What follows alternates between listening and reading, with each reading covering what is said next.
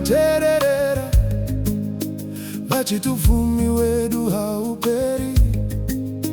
Pane vamwe vairamba kutererera vachiti Mwari wenyu hapo, vachiseka vachizvikudza,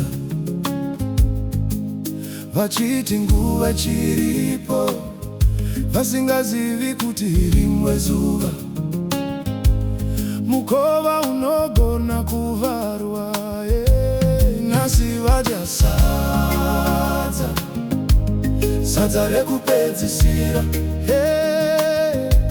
Nhasi vadya sadza rekupedzisira. Nhasi vadya banana rekupedzisira. Nhasi vaseva muriwo wekupedzisira. Mwari vaimbozvitiya vadi Mwari, vachiseka vachiti zvichapera. Asi nhasi votsvaga musuwo, vanzwa nzara mumweya, vachidana zita raJesu.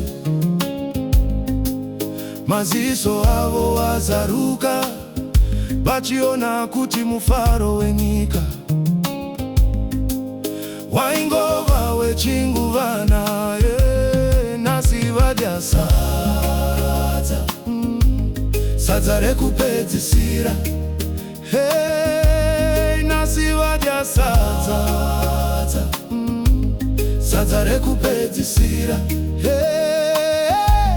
Nhasi vadya banana rekupedzisira.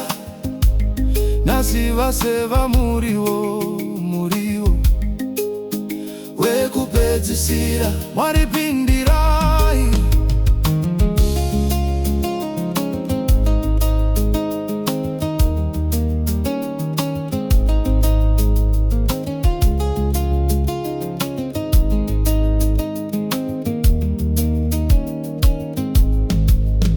Makavarega vachimanya kure, muchivatarisa nerudo.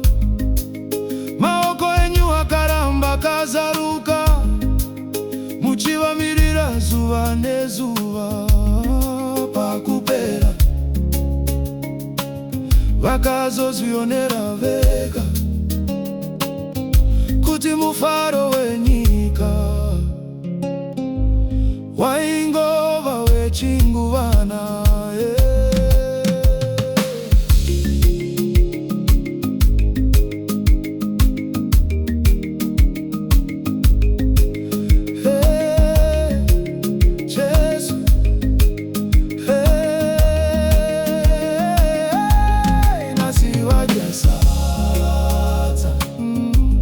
Sadza rekupedzisira.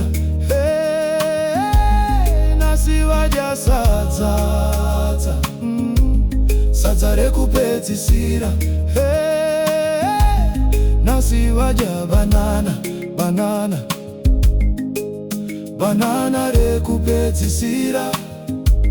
Nhasi vaseva muriwo wekupedzisira.